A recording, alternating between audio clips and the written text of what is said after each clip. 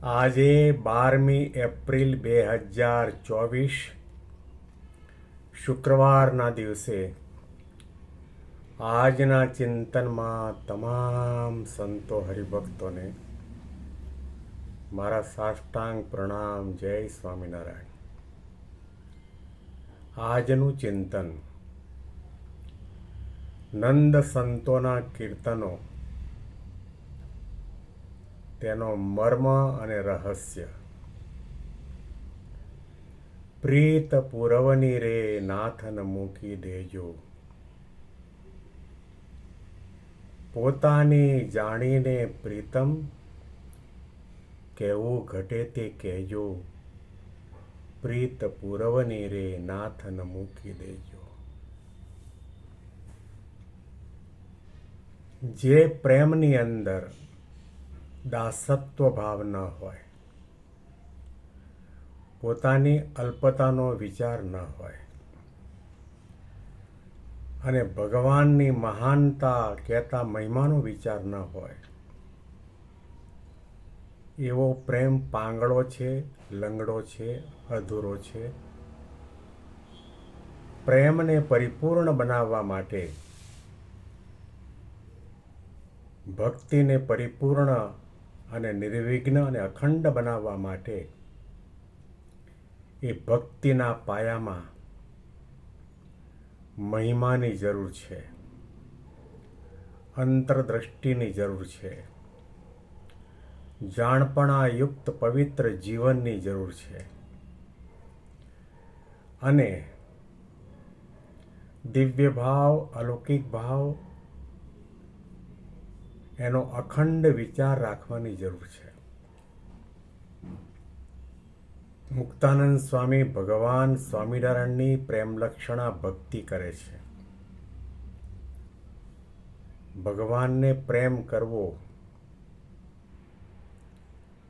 એ કોઈ સામાન્ય બાબત નથી. શાસ્ત્ર માત્રનો સાર એટલો છે. અનાદિકાળથી જીવાત્માની વૃત્તિ સંસારના રમણીય પંચવિષયોમાં જોડાયેલી છે. ત્યાંથી તોડી અને ભગવાનના પ્રત્યક્ષ અને પ્રગટ સ્વરૂપમાં જોડવી એ ભક્તિ છે. મુક્તાનંદ સ્વામી પળે પળે પોતાની અલ્પતાનો વિચાર કરે છે. પળે પળે જેને પ્રેમ કરે છે એવા સહજાનંદ સ્વામીના મહિમાનો વિચાર કરે છે. એમની પાસે જ્ઞાન પણ છે, સમજણ પણ છે, નિયમ ધર્મની દ્રઢતા પણ છે, સાધુતા પણ છે, સહનશીલતા પણ છે અને એટલા માટે જ એમણે બે હાથ જોડીને ભગવાન સ્વામિનારાયણને કહ્યું છે, પોતાની જાણીને પ્રીતમ કેવું ઘટે તે કહેજો.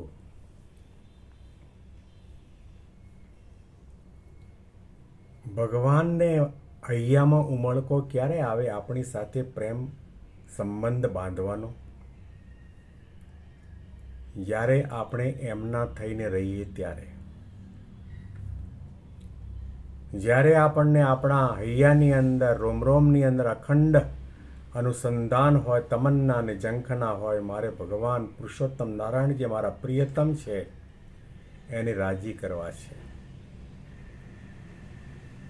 એ વ્યક્તિ હંમેશના માટે ભગવાનની આગળ દીન આધીન થાય છે. મહારાજ, તમે મને પોતાની માનજો. મુક્તાનંદ સ્વામીના આ વાક્યની અંદર કેટલી આજીજી છે, કેટલો આદ્ર ભાવ છે, કેટલો ભગવાનના માટે પ્રેમ ભાવ છે, કેટલી ભગવાનને વરવાની, ભગવાનનું સાનિધ્ય અખંડ રહે એવી પ્રકારની વૃત્તિ એમના રોમરોમની અંદર સમાયેલી છે.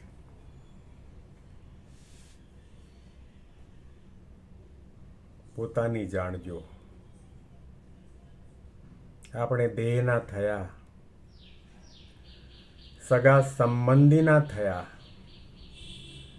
નાતીલા જાતીલાના થયા, પુત્ર પરિવારના થયા, પણ આપણે ભગવાનના થયા છીએ ખરા? ભગવાન આપણને પ્રેમ ક્યારે કરે? જાગટ પ્રેમ ન સંચરે તાગટ જાન મસાન, જૈસે ખાલ લોહાર કી सांस લેત બિનું પ્રાણ. જેના હૈયામાં ભગવાનના માટેનો પ્રેમ નથી, એ તો લુહારની કોડની અંદર ધમણ અગ્નિને પ્રગટાવવા માટે અને સળગતા રાખવા માટે હવા કાઢે છે, છોડે છે. એમ આપણે શ્વાસોશ્વાસની ક્રિયા કરીએ, હવાની ધમણ જેવા છીએ. ભગવાનના થવા માટે ભગવાનને શું ગમે છે,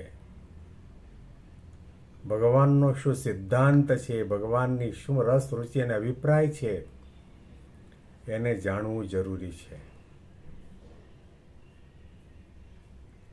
કોલર ઊંચા કરી, બાયો ચડાવીને આપણે એમ કહીએ કે તમે અમારે ત્યાં પધરામણી કરવા માટે કેમ ના આવો? અમે અમારો એકનો એક દીકરો તમારા ખોળે સાધુ થવા માટે આપી દીધો છે. લાખો રૂપિયાનું દાન વર્ષે કરીએ છીએ, અને તમે અમારે ત્યાં પધરામણી કરવા ના આવો? આવો જે હક દાવો છે એને પ્રેમ ન કહેવાય, ભક્તિ ન કહેવાય, ભક્તપણું ન કહેવાય, સમજણ ન કહેવાય, ઉપાસના ન કહેવાય, દાસત્વ ભાવ ન કહેવાય. ભગવાનની આગળ ને સંતની આગળ આજીજી જ કરવાની હોય. જે વાત પ્રેમાનંદ સ્વામી પોતાના કીર્તનમાં ગાય છે, રાજી રેજો રસિયાજી કેવું ઘટે તે કહેજો રે. રાજી રેજો રસિયાજી કેવું ઘટે તે કહેજો રે. પ્રેમાનંદના નાથજી દર્શન દેજો રે. પ્રેમાનંદના નાથજી દર્શન દેજો રે. પ્રેમાનંદ સ્વામીએ ગાયું, રાજી રહેજો રસિયાજી કેવું ઘટે તે કહેજો રે. જે વાત મુક્તાનંદ સ્વામી પોતાના પદમાં ગાય,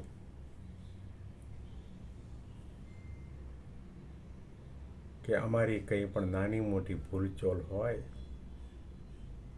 તો તમને જે કહેવું યોગ્ય લાગે તે કહેજો, વઢજો, ટોકજો, દંડ કરજો, શિક્ષા આપજો. આનો અર્થ એ થયો કે તમે જો ભગવાનના થયા અને ભગવાન તમને અતિશય વાલા છે, તો એ કંઈ પણ કહે, કંઈ પણ કરે, એ બધું ગમે અને બધું સ્વીકાર્ય થાય.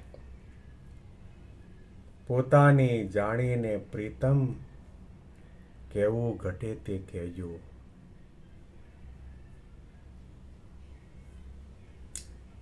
પૂજ્ય ઈશ્વરચરણ સ્વામીએ મને 11મી માર્ચના એના પૂજામાં વાત કરેલી કે આપણા મહારાજના પરમહંસોના જે પદો છે એની તુલનામાં દુનિયાનું કોઈ પણ પદ ના આવે. ભલે આજના કવિઓના શબ્દોમાં શબ્દ લાલિત્ય હોય, ચમત્કાર હોય, તો પણ પરમહંસોના પદની અંદર જે ભાવના છે, દાસત્વ ભાવ છે, મહિમા છે, પોતાની અલ્પતાનો વિચાર છે, ભગવાનને રાજી કરવાની અને ભગવાનને પામવાની ભાવનાનો તરવરાટ છે, એ આજના કવિના પદમાં ક્યાંય પણ તમને દેખાશે નહીં. પોતાની જાણીને પ્રીતમ, પોતાની જાણીને પ્રીતમ, એ કેવું ઘટે તે કહેજો પ્રીત પૂરવની રે. નાથન મૂકી દેજો પ્રીત પૂરવની રે. નાથન મૂકી દેજો. બેંગ્લોરથી પીડી શાસ્ત્રીના. જય સ્વામિનારાયણ.